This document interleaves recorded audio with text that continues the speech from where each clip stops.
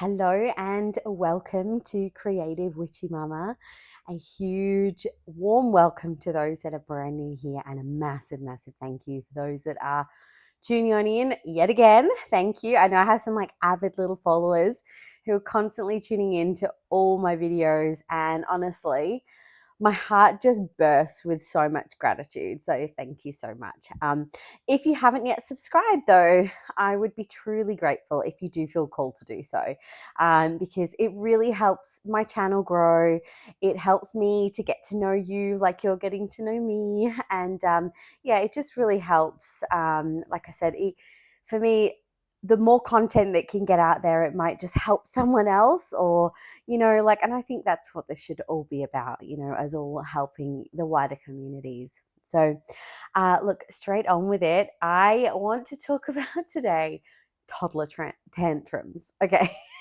I feel like I've hit this whole new level with Harrison of he gets so impatient that he just squeals and squeals so loud.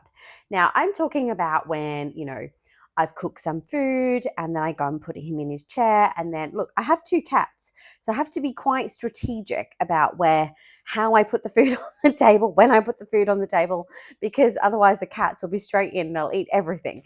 So what I do is I often put Harrison in his chair first, and then I will go and get the food and bring it over to him, blah, blah, blah. Anyway, while I'm in the kitchen, literally grabbing the food, he's lost all patience and he will squeal so, so loud. Please tell me that this is normal and that this phase will pass because the squeal just goes straight through me.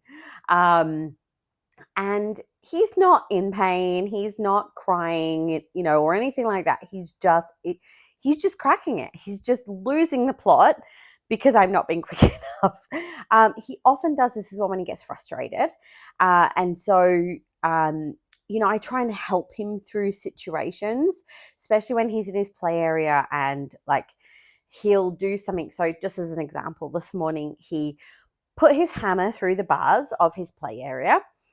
And when he picked it back up, he picked it up so it was horizontal like this. And when he was trying to pull it through, obviously it's not going to go through. And he then got so irate, so angry. He was like, rah! And I tried to teach him, obviously, turn it around to bring it through the bars.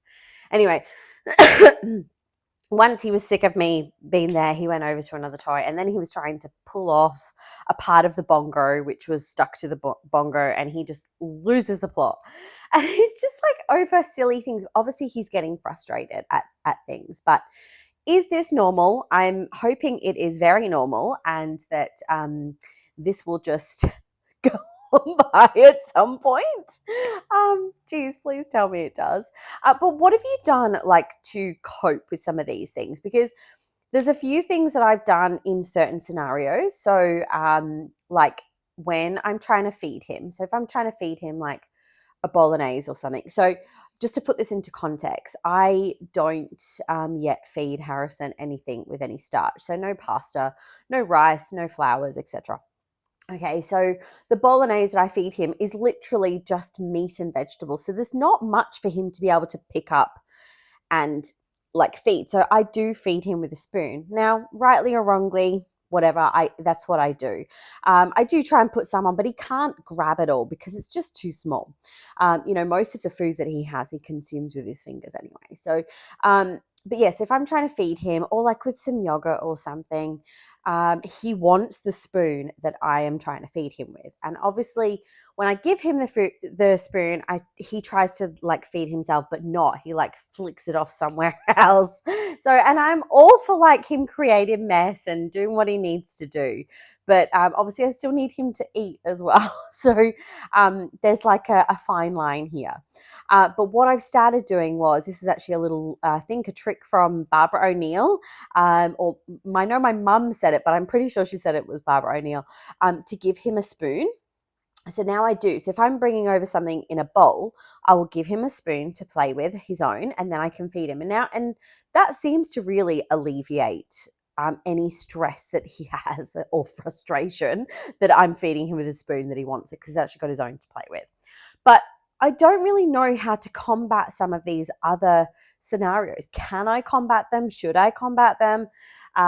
Will they just pass? Am I doing everything okay? And it will, it will just be fine. Like, honestly, sometimes I, you know, I think parenting is just so, it's so wild, but nothing really prepares you for all these the stages. There's ups, the downs, the sleep patterns, the eating patterns, the this, the that. Like, they all change, and because obviously he's learning, he's developing at his own pace, and like changing too. Like, that his wants and needs are constantly changing. So I'm trying to like keep up with that too, and geez, it's difficult. It really is difficult.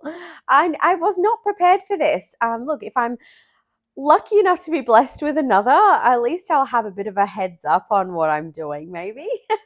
But yeah, so what are your tips and tricks? Does anybody have any lovely advice that they could offer me? What do you do? Have you also done the spoon and it's worked for you too?